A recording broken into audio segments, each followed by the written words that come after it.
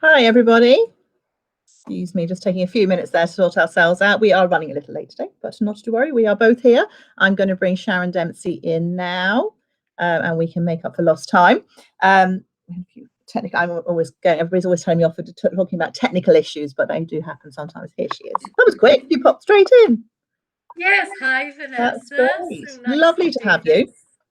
That's great. So we're broadcasting Isn't it to. lovely to talk books at lunchtime? It's just my favourite thing. It's good, isn't it? Yeah. So we're broadcasting to the writing.ie page and to YouTube. So if anybody wants to jump on there, you can watch us there too. And this will all be recorded, so you can always watch back if you don't get a chance to see the whole thing. So it's lovely to have you. Yeah, Sharon, you're up in the north, aren't you? What's the weather like there this morning?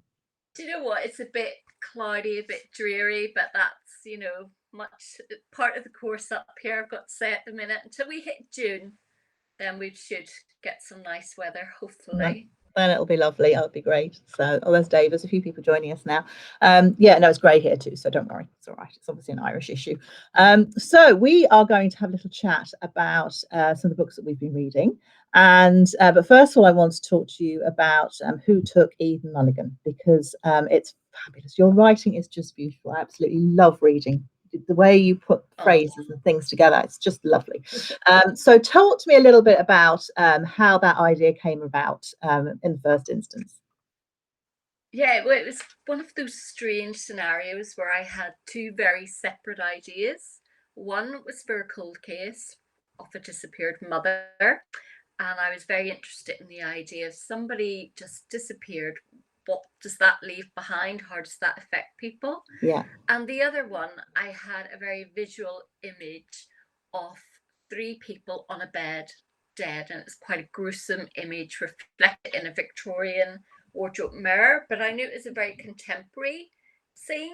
Yeah. So I had, do I write a sort of historical crime novel and go down that path with the disappeared cold case, or do I write a present day contemporary novel? And I suddenly thought, I don't have to write one or the other, I'll write both. And in that flash of inspiration where I put both cases together, it just sort of took off and had a life of its own thereafter. So yeah, that was how that sort of came about.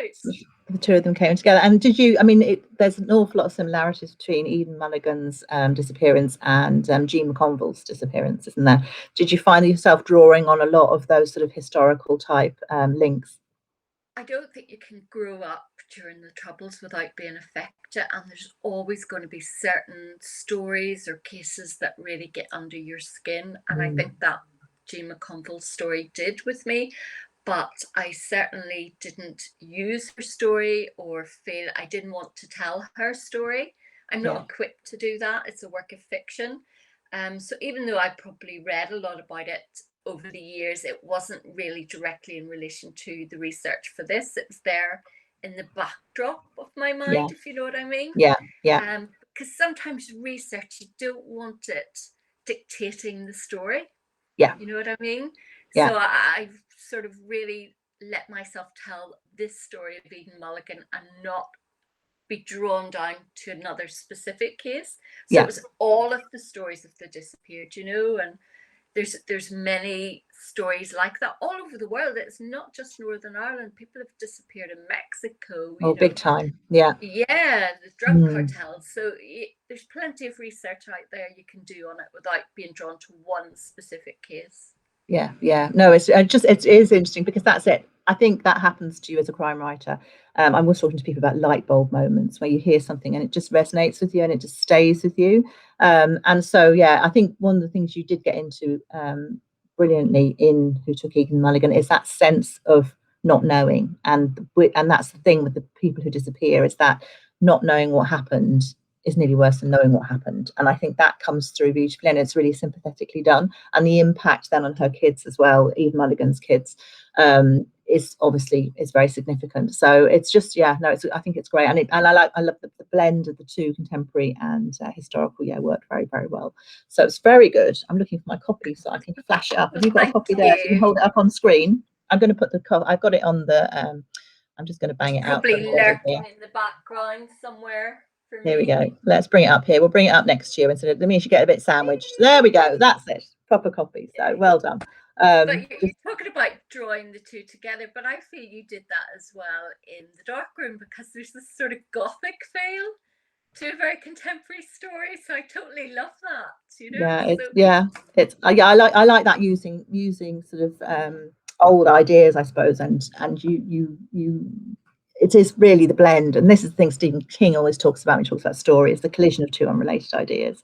I think when you get that, certainly when you're writing a novel, when the two, like you with your two ideas, when they come together and you can see how they lock, then that's when it becomes completely unique and original and interesting, and then it becomes fun to write, doesn't it? So no, it's great. So we've banged out there the link. I think it's Neeson's link there to Who Took Eden Mulligan. So guys, make sure you order that right now because it's excellent. And in terms of the writing is just beautiful. So it's really worth. I just love you get into the characters of you have a police officer and you have a forensic psychologist. And you get into their characters so well. I'm not going to say anything because it'll all be too much. One of the problems with talking about crime is the spoilers, isn't it? It's very hard to talk about a story without actually revealing what happens. But trust me, it will hold you to the very, very end.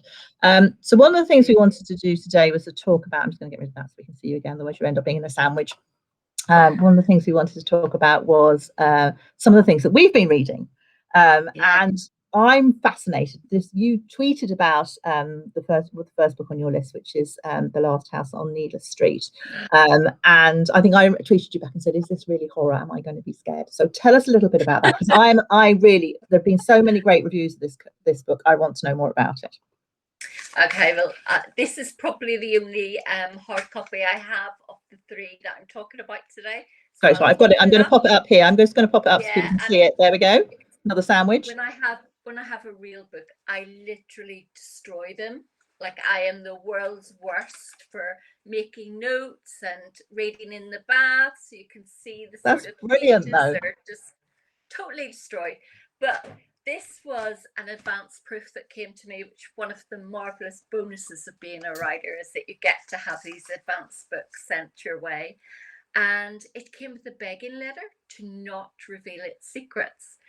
And I assumed this is a marketing ploy because, you know, Vanessa, we're so sort of fatigued by the strapline that says the twist you won't see coming, and then you almost ruin it with anticipation. Yeah, you're trying to work it out. So I assumed that was the case. But Stephen King had tweeted that the book was brilliant and he loved it, and, you know, just encouraging everyone to read it. So I thought, you know, it must be good if Stephen likes it, you know. That's a good sign, isn't it? Your sound's a bit echoey there, Sharon. Is it? Is there anything you can do? I don't know if there's anything. It's just you're repeating on yourself. Oh, that's so frustrating. I think it might be your internet connection. That's a whole lot you can do, but don't worry, just keep going. Hopefully it'll settle. That's better already. Whatever you did there. I just moved. So this was a nerve shredder of a book, as Stephen King described it as. It's a very difficult book to talk about without giving it away, but I'm going to give it a go. All right, I'm going to stop you there because you're echoing really. Like do you want to come out and go back in? So just close the window and come back in, and I'll just witter for a bit while we're waiting for you to come back. And sorry, I'll disappear and come back. Yeah, that's perfect. Sorry, guys. This is my fault because I was running a bit late, so we didn't get a chance to test Sharon's sound before we began. But this is really fun because I love talking to people about books and the things that they enjoyed. And did you see all the notes Sharon had in her book there? That, from a writer's perspective, is a brilliant way to read a book because you're going through and you're making notes. And I'll bring you back in now, Sharon. Hopefully that's going to improve it a bit. It'll just take a couple of seconds. But I was just saying that I love your copy of Needless Street with all your notes in it, because that's a brilliant way to read. And it really just highlighting the bits that work. It's a great way to learn, isn't it? Really. Anyway, you were saying about Stephen King. Keep going. Yeah, well, Stephen King described it as a nerve shredder of a plot, and it is. So it opens with a sort of crime fiction trope of the little lost girl. So she's called by the press and the media in the book the little girl with the popsicle. So that's the image that has been left by her disappearance. But we get to know the central character, Ted, who has been accused of this little girl's disappearance. And so we begin to sort of get an idea of him being this total loner, living in this shack of a house on the edge of a wood. So it's very gothic feel to it, but suburban gothic. The house is boarded up. There's no light coming in other than little tiny coin size where the knots of wood have come away. So already, you know, I'm there. Atmospheric. I'm there, okay? So it just has this claustrophobia. And then to make it even wilder, we have a chapter from the point of view of Olivia, a cat. Now you would think, okay, I'm out, but no, totally sold, because the characterization of the cat is so amazing that it's worth reading for that alone. So the third person that we hear the story from is Ted, the cat, and then Lauren, Ted's daughter, we're told. And we discover that she has been held here. I don't want to give too much away. Too much. I know, it's so tricky, isn't it? So hard. But on one hand, it feels like a supernatural work. On the other hand, it feels like a crime novel or a horror novel. But then it becomes something totally different by the end. So you've got to read it. Got to read it. Because so it's just one of those ones. One of those ones that's going to stay with you. It stays with you, I promise. And it's so different from anything you will have ever read before. So it's just some of the descriptions, you know. One of the things Ted says that he's very caring. So he's always looking after things. But it's like a really chilling line. I want to read it. It says, killing things is hard, sure. But keeping them safe and alive is much more difficult. Oh boy, do I know about that. And that just instantly got me, you know? Yeah. So it's just the gothic used to mine the horror within families. So whether it's a natural family or a family he has created for himself, you don't really know. But it sort of has sort of allusions back to sharp objects, Gillian Flynn and the monstrous mother tropes. All of that's gone on there as well. And when I read a book I love, I don't just want to tell people about it, I always want to write about it. So I've written, because I'm doing my PhD as well, I get the opportunity now to write papers. So I've actually written a paper on this. So I can't wait to share that with everyone. Oh, fantastic. But it literally is one of those books that you press onto people and you have to say, I'm sorry, I can't tell you what it's about. But you have to read it. You really have to read it. Trust me. You know, I'm asking, trust me.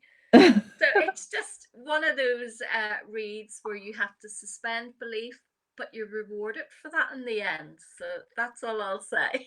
I have to. I definitely. It's in my what's it called, basket, ready to go. Is it scary horror? Will I be scared by it? It's unsettling. It's creepy. It's dark. There's some pretty gruesome imagery. Okay. There's a bit about snakes in it, so I don't really like snakes, so I find that a bit uncomfortable. Yeah. But it isn't outright horror whereby, like The Exorcist. The Exorcist is probably one of the scariest horror books I've ever read. I literally read that book, tried to go to sleep, couldn't, so got up and put the book out in the kitchen. Oh gosh! It's out in the kitchen, I'll be all right. Went back to bed, and an hour later had to go out to the kitchen, put the book in the bin. That's how scared I was. Oh my goodness me, that is impact in a big way. And I was a massive horror reader until that book, and that stopped me reading horror for about 10 years. But thankfully, I have found my way back now. Exactly. Oh, that's really interesting, because I can't watch horror at all. I can't watch horror movies or anything like that, which is a bit silly, I suppose, when you're writing crime. But I don't write gory books either.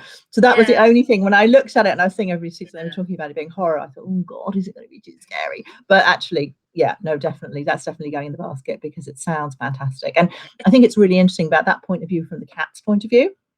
Like achieving that as a writer and delivering it convincingly is just awesome. So even from that perspective, trying to find out how it's really interesting about, you know, when you think about the way into a story. You know, when you were talking about Who Took Eden Mulligan, it's like, you know, you had the various story elements. How are you going to get into the story and tell that story?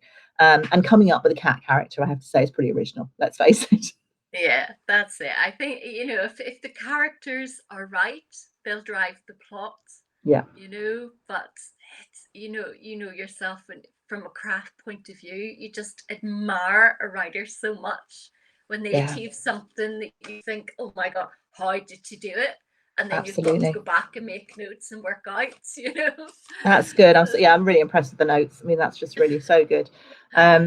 God, that's great. Yeah, no, because I'm really, really interested in that one. So that's definitely in my basket. And the guys, it's in the links too for anybody else who wants to order it as well. So I'm going to flip over to one of mine, then we're going to talk more about yours just briefly, because I want yours far more interesting than mine. I just read this one recently, which is a total contrast now, guys. Be ready. This has nothing to do with crime. And it is kind of sandwiching Sharon here. It is called The Flat Share by Beth O'Leary. And some of you, I'm sure, have heard of it because it sold about 2 years ago for a huge deal. Beth O'Leary was working in children's publishing as an editor, and this absolutely high concept novel, which is the whole one. When we talk about high concept, we're talking about something that can be delivered in one line. Basically, it's a book about two people who rent the same apartment. There's only one bedroom, and he works nights and she works days, and they never actually meet because they share the same bed. And which is just a brilliant, genius, hilarious concept. I'm just going to hide that now. But the genius to me in it, as well as being a brilliant concept, is the delivery and the way that she creates characters. And actually, it's quite a dark story. It's funny and it's light, and there's some mad bits in it, but it's quite a dark story and it's delivered beautifully. It's very often that you read a book and you don't think, oh, you know, something that could have been slightly different, or that could have been tweaked a bit, or, you know, maybe that's, you know, and this is, to me, is perfection, absolutely on a plate. It's got everything, every single tiny thread is tied. And what I find really interesting is about Tiffy and Leon and their two contrasting lives. And it's taken in alternate chapters, so it's alternate points of view. But Beth has chosen to use two different structures for the chapters. So Tiffy's chapters have speech marks around them, but Leon's chapters, she doesn't use speech marks at all. She just uses a colon, and then we get his bits. And his bits feel a bit disjointed when you start reading it, his dialogue and his conversation, because it's a slightly different style. But what it means the two voices are really distinctive. And I think when I was looking back at the reviews, some readers found that difficult and didn't pursue the book, which is bonkers, because literally you read two chapters and you're straight into it, and you don't even notice. But my eldest was reading it and saying that actually it's really brilliant because of the slightly disjointed way that he speaks, and his pieces are delivered. He's actually distant from her because he never meets her in the story, and actually you get that sense of distance from it. So that to me is a genius book, which I would highly recommend to people, which is a complete contrast to Needless Street. And Beth's next book, The Switch, is supposed to be even better. Go on. I have read it as well, funny Vanessa, and I read it when it first came out because I was to review it for a radio show up here. So it's not something I would normally pick up. But yes, it was a great read. But you know what kept bothering me? Do they change the sheets? I know, I wondered about the sheets too. I thought the exact I did. Yes. She does the first night. Into that bed that he has slept in, this stranger that I do not know, without changing the sheets. I know. She does the first night, doesn't she? Yeah. But it was a great read. And you know, yeah. and I love that about when you're asked to review a book, or if you're part of the book club, that you're sort of pushed into reading things outside of your normal remits. Yeah. You know, and you find new writers and new stories. Yeah, no, absolutely. And I think that's the power of a book club, isn't it? There's a power of hearing people talk about books, because you might pick up something you never would normally read. I read all sorts of different bits and pieces, loads of different things, and but I haven't read anything like that for a long time. And it's funny and it's romantic and it is, but I think it's beautifully crafted. But I thought I'm going to ask Beth about that. I'm hoping to interview her at some point, and I should be asking her about the sheets, definitely, because I just want to know how it all came together. How did she come up with the idea? I just have so many questions. So no, definitely want to know about that. But talk to me about your next one. Which one do you want to go with next? Oh, right, we'll go with Alex. Yeah, okie dokie. Let me pop that onto the screen. So this is a really scary cover. I'm worrying about you, Sharon Dempsey. Look at that. Honestly, I have to sort of have a disclaimer for myself. I was going to say, I thought you were such a gentle person. Do you know what? Somebody said that to me in an interview one time, is, how can you write such horrific stuff when you're so nice? And I'm like, well, I don't commit these murders, you know, I just dream them up. But this book is really dark, really gritty. So I apologize in advance, but a totally fascinating read, and just amazing from a craft point of view again, you know. Yeah. So you've got this character arc that just totally like blows your mind. So to sort of give you an idea, and it won all sorts of awards as well. So start off with this young, beautiful woman who's abducted from a very busy city street. One person sees it happen. Nobody has reported anybody missing. There's no CCTV. Nobody knows anything other than this eyewitness account. So we have our police inspector, Commandant Camille Van Hoeven, I think, or Van Even. My French is terrible, sorry. And he is tiny. He's about 4'8", because his mother smoked incessantly while she was pregnant, and it really affected his growth. So he has all of this baggage, plus he's got his own backstory that's quite traumatic anyway. So he comes along to this case, and he has to find out who this girl is and where she's been taken. But then we also get chapters from her point of view, Alex, of the title. And she has had the most awful, horrific beating and ends up in a crate. Now, this crate, a wooden crate, is so small that she can't sit up and she can't lie down. So if you imagine her body, and it's got like slats of wood and suspended 6 feet off the ground in an old warehouse. God. and then the rats come. Okay. Oh no. So her kidnapper is feeding her doggy kittles, so like little dried dog biscuits, and she keeps thinking, why is he giving me these? And she eventually realizes because the rats like it, they like the smell, so they come for that. But so you start off feeling so sorry for her. Then you discover, as the story goes on, she is not any ordinary victim. And has a totally different but equally dark backstory. And she then becomes a perpetrator, or has been as well, but goes on to perpetrate quite a lot of violence, and there's a lot of gruesome violence involved. But by the end, you have a totally different opinion of her, because you understand how she ended up getting to that place.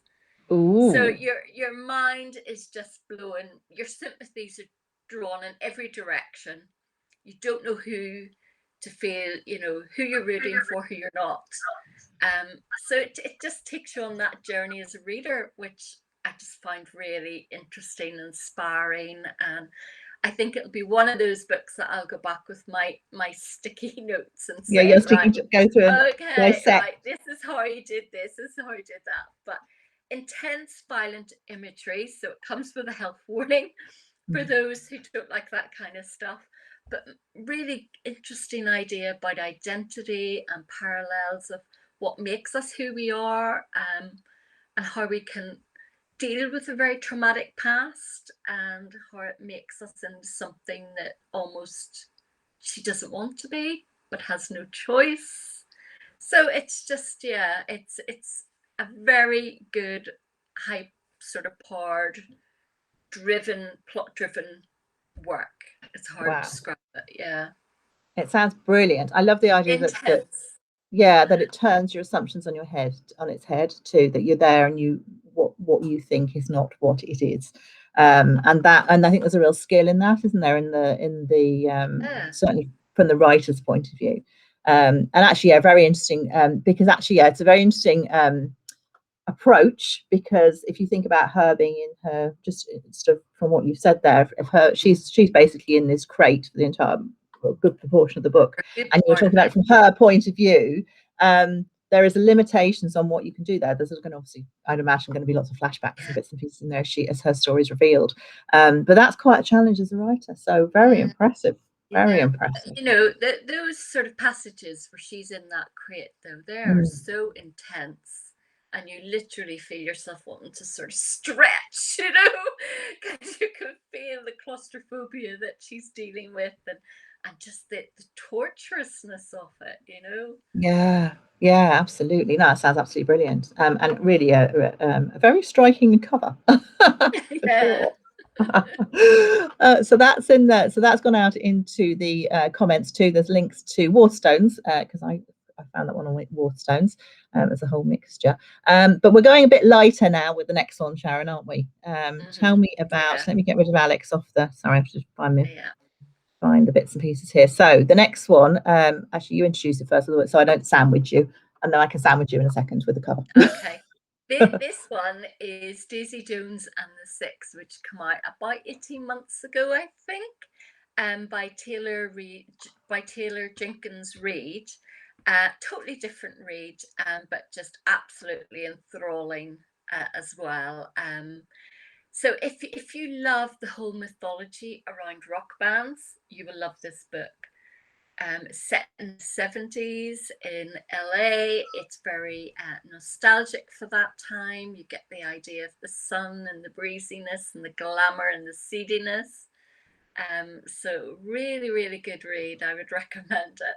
This had rave reviews, didn't it? When it came out, everybody was like, "Oh my god, wow, this is just incredible!" And I haven't read it, so that's in my basket too. I am just going to pop this into. I'm going to get to people's comments about the bed sheets in a minute because we need to get back to the bed sheets on weekends and stuff. Flatshare. But let me bring up this one. Isn't that a gorgeous cover? Okay. So who is Daisy Jones? Tell us who Daisy Jones is. Daisy Jones is a singer-songwriter, and the book is loosely based on Fleetwood Mac. So we can imagine Daisy Jones as Stevie Nicks, okay? And her sort of love-hate relationship with Billy Dunn, one of the other band members.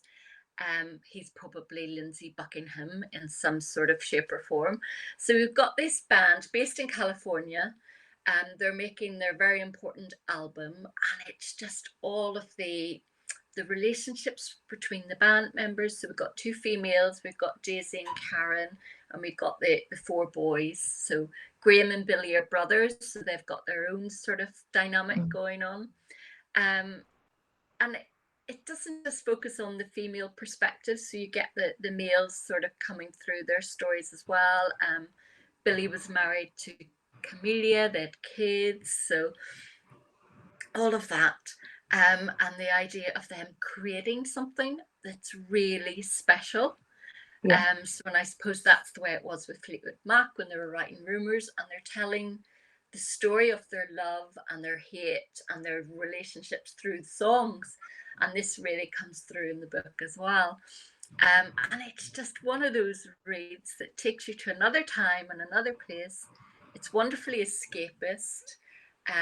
But yet it feels so true. And I don't know if it feels so true because we all sort of know in the back of our head something about Fleetwood Mac. And, you know, I'm quite a big rock fan anyway. So I love reading rock biographies. And, you know, so I'm sort of invested in the story before I even open the page, if you know what I mean. But it's just the misunderstandings, the dynamic between them all. And if you throw in any relationship with all those creative energies and jealousies that come from that, it's just a recipe for a really interesting read. So I loved it. I just think, yeah, it's one to read on the Sun Lounger when you're on holiday, if we ever get to go on holiday. Oh, I know. Well, I think that's why reading about somewhere like that that's so far away and so different is just perfect. It's the tonic we need right now, isn't it? Because it really is refreshing. I've seen two movies recently which are set in that sort of same space, which was the Queen movie. And the other one I'm desperately trying to remember the name of. It's about a young lad who was writing an article for Time magazine. I'm probably going to say it. I hope you can remember it. Almost Famous. Yes, Almost Famous. And that was just, and same, I think similar period, wasn't it? And I loved it. Really great. Yeah. So if that's your thing. The good news is this has been optioned as a TV series for Amazon. So I am like, yay, I cannot wait. Brilliant. Yeah, because that worked so well as a movie, and it was about the interrelationships of the different people and the various, and you could, and it was so completely believable because it was just so much of its time. So no, this sounds fantastic, and yeah, we all need that sort of light relief and change of change of pace, I think, at the moment. I'm not all totally gritty and dark, Vanessa. I do have a no, some nice light bits in there too. That's always good to know. Because some of the gruesome stuff is fairly gruesome, let's face it. But no, this is good. Excellent. Yeah, no, so that's in my basket too, because literally as I was getting the thing set up for today, I was doing it last night, and I was like, well, click on that as well. So yeah, the basket is growing. Oh, that's fantastic. No, it's really good. Yeah, so I would be the same as you would read, like across of different variety of stuff. So I was looking at the different bits and pieces that I'm reading as well. And of course, needless to say, I couldn't find half the ones I wanted to find for you today. But this one's just arrived. Because I'm like you, I get the proofs as well. Which is the Ladies' Midnight Swing Club. Isn't that great? Club. That I think looks that's lovely. yeah. Isn't that good? Lovely cover. Isn't it beautiful? Yeah. It's by Faith Hogan. It's coming from Hedda Zeus Aria, and I'm really looking forward to reading that. I just think as a concept, it's just genius. It's like already I'm in there, I'm vested, I'm with the women. Yeah. Swimming. That's what you're saying about high concept. It's when you have an idea that everybody gets immediately. Straight away. You know it's going to work. Yeah, definitely. So that's a great one. I've also got Sinead Moriarty's About Us. Just dying to get into that. Yeah, I've got I have so many books to read, it's desperate, but I have but these are ones I'm like saving them because they're going to be lovely. But the one I'm reading at the moment is this. I don't know if you've got a copy of that one. Haven't got it yet, but I'm definitely ordering it. I cannot wait. So this is a high concept. I'm going to bung this into the what happened there? Oh, we've still got Daisy Jones on the screen. Let's get rid of it. Actually, we can leave Daisy Jones because then you don't get squashed. Sharon, it's not, that's the only problem with this is that you end up in the sandwich in the middle. We get to see more of your lovely writing room.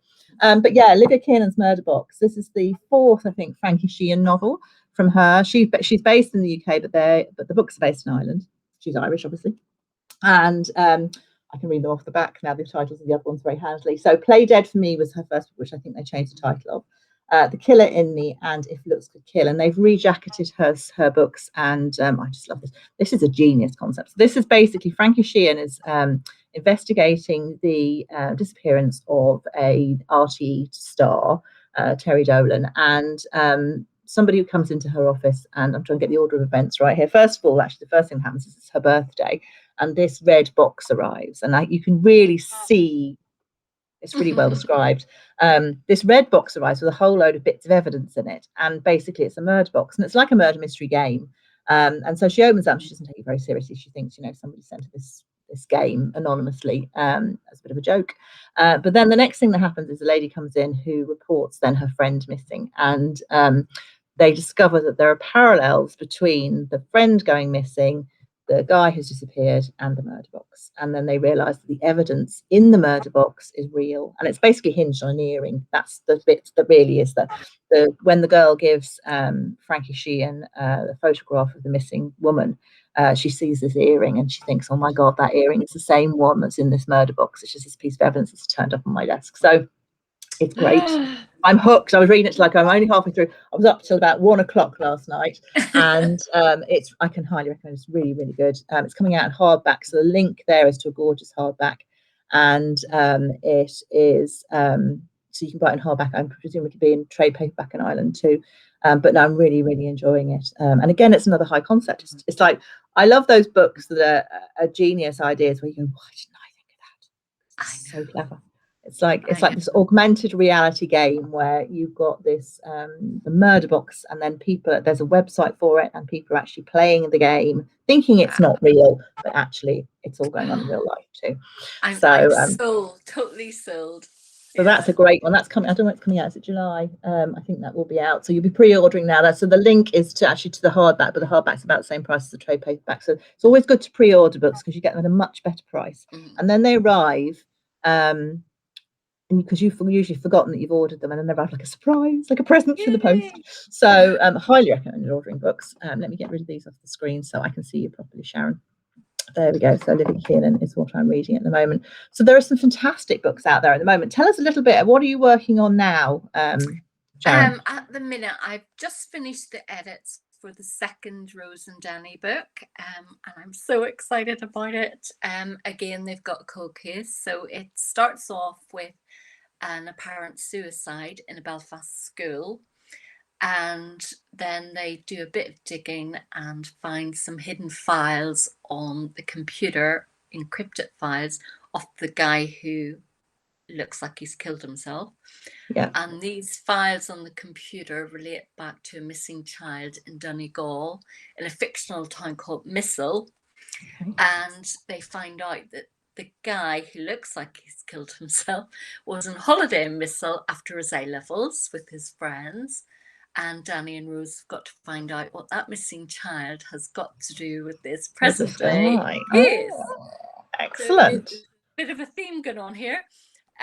So yeah, I just loved writing it. I don't know if it's the sense of just coming back to characters that Yeah, you can step back into their clothes and think like them again. And and this was a case that sort of played in my head again over the years. There was a little girl that did go missing in Donegal, and you just, again, there's been no closure, there's been no answers. So you sort of, as a writer, you think, well, what if? You add that what if into the equation and take it in a totally different direction. And yeah, so I've enjoyed working on that. And then I'm also working on my PhD novel, which is called After the Party. So that's what I was doing this morning. So I've got my differentiation, which is sort of an exam presentation type thing coming up in May or June. So I'm getting ready for that now at the minute as well. So yeah, busy. Excited. What about you? Is that's the Viva bit? Is it where you have to sit down and No, defend it's your? before Viva. So at the end of review, you do differentiation, working towards your Viva. Some people call it a mini Viva. Yeah. Okay. But I'm loving it. Absolutely. You're really enjoying it. I think it's great. It's great. And I love it. Yeah. I think it makes you look at things in a new light, doesn't it, when you're studying them like that? And it's fascinating. It's fascinating to get inside your head and see what you're seeing, because especially when you're just looking at things from a different level. I think it's really interesting, really, really, really interesting. So we've had a really good selection there. I've also recently read Catherine Ryan Howard's 56 Days, which I can highly recommend. Have you got that yet? Not yet. No, on its way to you, I am sure. I'm hoping to get a proof of that. Yeah, I think it's possibly one of her best. It's a lockdown novel. It's about two people who decide that they meet just before lockdown, and they know that they're not going to be able to see each other if they don't move in together. So basically they do, but we come into the story with a murder. So it hasn't all gone as well as they planned. And a lot of the story then, it's just great. It's really, really gripping. And there are lots of really, she calls them swerves rather than twists, but they are things you just would not see coming. So right, Catherine's great for the high concept and great for the twists. So that's a really good one. Yes, there's some amazing stuff actually coming out this summer, isn't there? So when's your next Rose and Danny due? Probably not until February or March of next year, because we're only launching the first book in August in the UK and America. So even though we've had the trade paperback out here since middle of February, I will go through the whole launch process again in August. And maybe lockdown rules will have lifted a little bit, and I'll have some sort of book launch in some shape or form, hopefully. That's the plan. Hopefully, fingers crossed by August that we should be back a bit more to normal, hopefully. So and actually is that going out, is that paperback size? Paperback then, in August, and it'll be in all the bookshops and Tesco's as well, which is a big deal. That's exciting. That's fantastic. It's good for anybody who's watching who doesn't know about book formats. This one I'm holding up here, and actually the ones we've been holding up are all trade paperback, so they're big, that big airport type size. And Books and Ireland tend to come out in that size first. But the UK prefer the smaller. They tend to come out in the smaller version when they're going to go out to the UK, which is the mass market paperback, which I'm just looking for one now on my desk now to show you the contrast in size, because I can't see you on think Oh, we've actually, got these are one. mass market paperbacks. Here we go. So that's Yeah. so you can see the two different sizes there. Do it that way around. There's quite a difference in the size, also a difference in the price point too. So that's a good one for people to look at. So if you're based in the UK or the US, you don't have to wait too much longer, and you'll be able to get Who Took Eden Mulligan, and be able to find out all about the darkness of Northern Ireland. But also, it's actually, I like it because it's set in the summer, isn't it? And it's really hot, so you get that, you do get a real Yes. contrast. It's a Yeah, bit of a so heat wave, yeah, and I think it adds to sort of sometimes a bit claustrophobic when there's a heat wave, you know. I love yes. using weather in books, and you Mm, do that, Vanessa, I've noticed as mm. well, you know, and it just helps set the scene, doesn't Yeah, it, I you think know? so. Yeah, I think to me, things like weather and location are really important. Then, like characters of their own within a book, and obviously, Yeah. yeah, like you said, right when we came in, it's all about character. It's all about having characters that resonate with you after you've put the book down. And that all the books we've talked about here, including the flat share, the characters really resonate with you when you finish. You still, I mean, I'm still got Mm. Tiffany and Leon in my head. Somebody was asking about, Teresa was asking about what happened to them at the weekends, and in fact, what happens is that Leon has done a deal with his girlfriend that he'll spend the weekends with the girlfriend. He needs the money from the flat rental. The girlfriend's obviously not very keen on this whole idea, but anyway, he needs the money from the flat rental because he's trying to bail his brother out of jail, or he's trying to get a good representation for him, and so he needs that money to pay for his brother's lawyer. So he's desperate for the cash, and he has this setup where he lives with his girlfriend at the weekends, and then he's just in the flat in the evenings. But what happens is that because they never see each other, they leave each other these notes. And so a lot of the story is told through their notes. And that's, I think, it's a really clever way of doing it. And we get a sense of their personality and the electricity between them, which sort of starts to build literally through these notes. And then as things develop through, and Tiffy feels that he's under pressure, she starts cooking for him. So she's cooking for him and he's cooking for her. And then we get notes about that. And it's just lovely. So actually, yeah, it's a very clever structure. But yeah, so that's what happens at the weekends. He's not there until things change. Things change. So yeah, well worth reading. Well, that's really exciting. I love the idea when you're talking about going back to Danny and Rose and serial characters, because I've written a series too, the Cat Connolly series, and what's one of the wonderful things about a series book, and I think for readers too, and that's why Olivia Kearns, Frankie Sheehan books are great, is that you go back and you feel like old friends.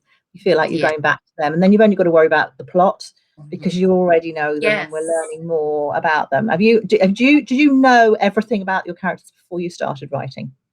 Not Or did everything, you a lot of it I Yeah. find out and discover, you know, as I'm writing that first draft, you know. But yeah, I hope you're going back to Cat Connolly, by the way. I know you've had two standalones, but you will go back, won't you? There'll be Yeah, I more. don't know. We'll wait and see. Yeah, wait and see. I have to Mm, see. People keep saying that to me actually, and yeah. I know what happens to her next. And she pops up I've got like a spare book at the moment. She pops up at the end of that. So I don't know what's going to happen with that. Oh. And there's a book, and then the new one. She's not in the new one that's coming out. There's another standalone coming that I've just delivered.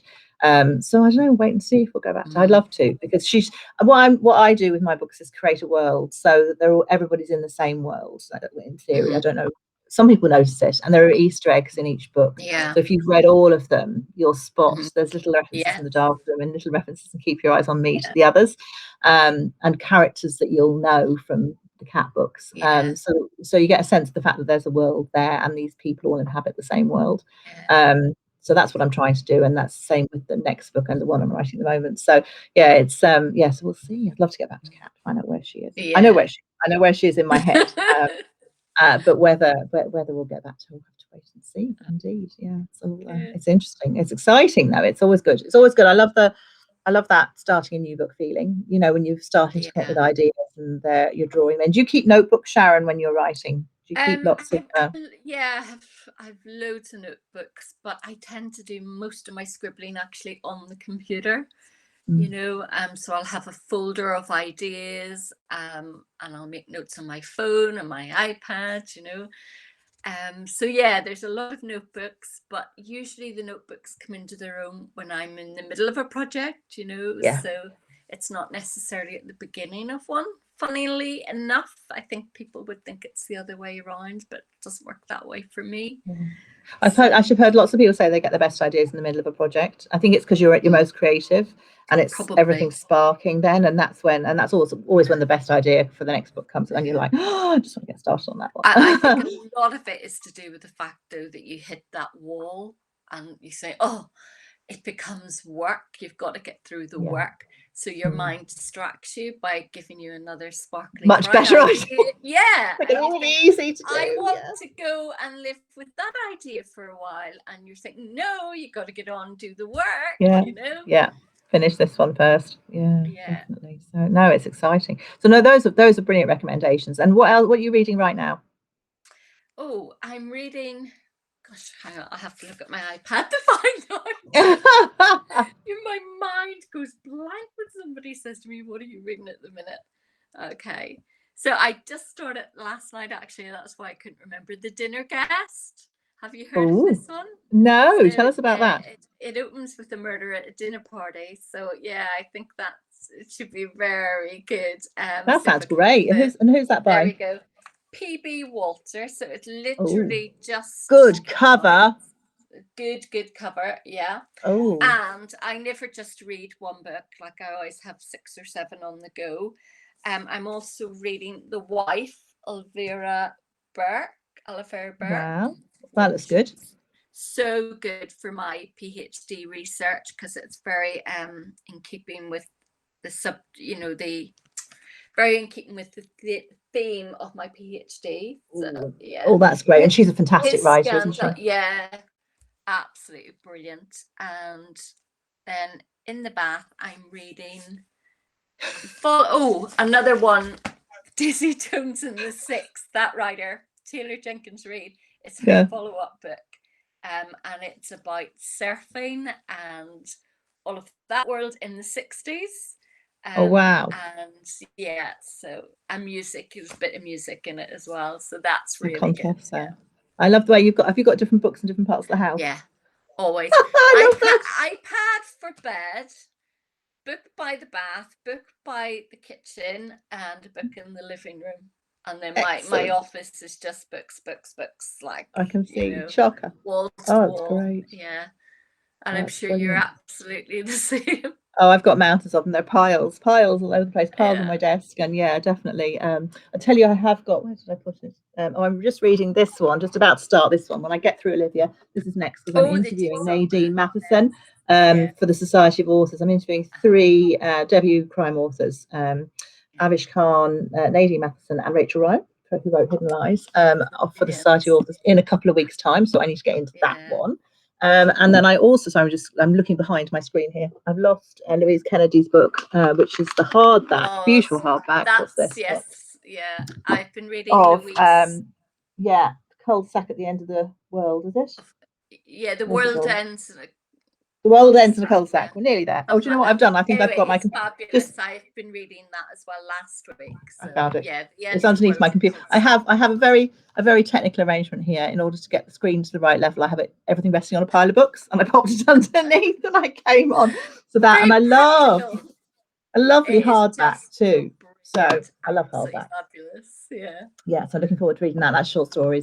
And I love short stories, and I think short stories are wonderful because they can give you a real contrast, and often, certainly from a writer's perspective, sometimes you have an idea that isn't big enough for a book, but it's great to be able to put into a short story, and then they're the perfect opportunity. Trying to bring them together. So has anybody got any questions for us? I'm just going to go back. I wasn't watching the questions. Somebody said, I was asking about the spiral bound proof. Yeah, so quite often when books, Sinead's proof there, quite often proofs either come out with like Ashley Fiona Facebook, that's the swimming club book, that's not, obviously that's the proof cover, and they've put the real cover on the back, but sometimes they come out, if they haven't had a chance to actually produce the proof, they come up with a spiral bound one, which I love, because I think it's always feels a real novelty in that. So yeah, they come in all sorts of different shapes and sizes, and it's always, I love getting them in advance, because then you can read them and then obviously talk about them and tell people. I love Sinead's writing, it's awesome, so I'm really looking forward to getting that. It's 3 couples, 3 love stories, 1 couch. So I think there's a lot of Oh. shariness in that one. I'm really looking forward to it. And she said there's a lovely summer cover. It's coming out in the summer. I think that's July or August. So that's Brilliant. a good one. Yeah, so there's a whole load of different ways of getting them. It's the problem is trying to get through them all, isn't it? I'm sure you find that actually. Well, I mean, I don't have the capacity to read so many because I'll lose my thread. I wish I did. I wish I could read quicker. Because it's but I'm trying to get through. I found at the start of lockdown, I think a lot of people said this, that it was very hard to concentrate, wasn't it? And I think it's nearly, it's nearly like being a child again, where you need that one book that's going to get you into reading. And once you found it and you break through, I've just read Callie Taylor's new book, which is about the island. Yes. What can you remember what the title's called? What the title is? I can't remember. It's really good. The Island. Yeah. Is it called the? Oh, maybe it is called The Island. Yeah, it's definitely. It's about people who go on a trip to have one of these mindfulness, self-healing, worky type weeks away, and it all ends in tragedy. And it's the exploration into that. Brilliant characters, a brilliant plot. I really enjoyed it. It was a real contrast to everything else that I was reading. It's really refreshing, and it's just such a good twisty plot. So I really enjoyed that. So that's highly recommended. Yeah, so that's coming out. I think that's July or something soon too. So yeah, again, another pre-order for people. I'm just going back to the questions here. Somebody's saying The Exorcist is still the scariest book a movie I've ever read or seen. Definitely don't do it. Don't do it. Putting it away. Oh goodness, really? That's just mad, isn't it? I think though, when a book has that level of an effect on you, then that's, I mean, as a writer, if you were the one who wrote that book, then you would be like, wow, this is exactly what we're after, really. Yeah, but I probably wouldn't have written anything ever again and ended up in an asylum somewhere. And then recently, I'm getting back into my horror. I was reading Rosemary's Baby, which is another one I'd recommend. Yeah, I've heard of that now, definitely. Yeah, love that. And again, that's another one that has been so battered, like I am the world. Don't lend me books. That's been in the bath too, hasn't it? That was your bath book at some point. Destroyed. Oh dear, but great. It's great. It's safer to take a book into the bath than it is to take your Kindle, because that could be a disaster. Or your iPad. That's true. Yeah. Definitely, we don't want to be doing that.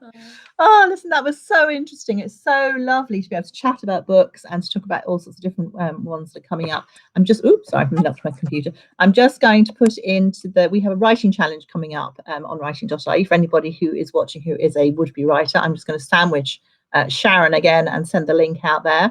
The Right Here, Right Now 5-day challenge, which is starting next week. And it's at World Book Day on the 23rd, Sharon. Is it? I see James, I think Friday. So I think there's going to be an event happening. I don't know, you were linked in that last night. I was, because I'm doing the challenge. So we're going to be doing a chat, so I'm going to miss that. But that looks like fun. Yeah. So it's just a pile of crime writers, and we're all going to get together on Friday night and just talk about writing and books and whatever comes up. So if anybody's free, come along, join us. Yeah, look out for the links on that. So follow Sharon on, and actually I'll retweet it as well. So if you follow me, Sam Blake, as well. And follow Sharon, and you'll find out about that on Friday night. We're opening up our challenge on Friday nights. That's why I can't be there, because I'll be doing a live into the group. And then the challenge is all sorts of writing tasks and coaching and mentoring and stuff all of next week. It's very intense, but it's a great fun. I'm really looking forward to that. So that's coming up. And there's something else I'm doing, the Society of Authors event. I'm doing an event, if anybody's interested in getting published, I'm doing an event with Cork Libraries on Saturday, which is a marathon of chatting to agents, a first page pitch. And I'm talking to Olivia Hope, who's a children's author, and then Pauline Owen, who's a children's agent. So there's going to be tons of information for people who are writing away doing that. But if you're a reader, hopefully we'll be able to come back and do this again, Sharon. I think we'll have to get you, because you are such an expert on books. I just love books. We should do this regularly. If you're reading that many, you need to come and talk to us more. Absolutely. Anytime, Vanessa, you know that. Yeah, that'd be fun. I think it's great. And it's great that your range is so eclectic too. I think that's just fantastic. So yeah, really good. Really good. So that was great fun. So who took Eden Mulligan, guys? There it is, out now in the shops now, and you can pick that up from the link in the comments. I'm just going to hide that. This is The Dark Room, which is my book, which is out at the moment too. Link shot in the comments there. Love. Thank you so Yes, much. so please buy Sam's book. Oh dear, Brilliant. yeah, I really love writing that one. Actually, it's a bit different. Takes you to I West could Cork. tell. I could West tell. Cork in the rain. Yeah, that's Yeah. it. So that's me and the dark room. So thank you very much indeed, Sharon Dempsey. This has all been Thank you. recorded for anybody who's only seeing a second of it. If you want to watch it back, you can, of course, and do share it with your friends, particularly if you have friends in book clubs, because it's really useful for book clubs to know what, to just get an inside track on a book, I think, to know before you start what it's going to be about. And we've had some fantastic recommendations there from Sharon. And The House on Needle Street is definitely going into my bag, and Daisy Jones is already there. So definitely there's some great tips there. So thank you very much indeed for joining me, and hopefully look forward to seeing you. I know we started a little bit late, but next time we'll do it on time. Seeing you again soon. We'll find out when we can meet again to talk books. Brilliant, Vanessa. Thank you so Thank much. you so much. Thanks Hopefully everyone for coming. it's great to see everybody. Hopefully we got to everybody's comments too. So I'm just going to sign off now, and then we can stay and chat for a little bit longer. Okay. Thank you.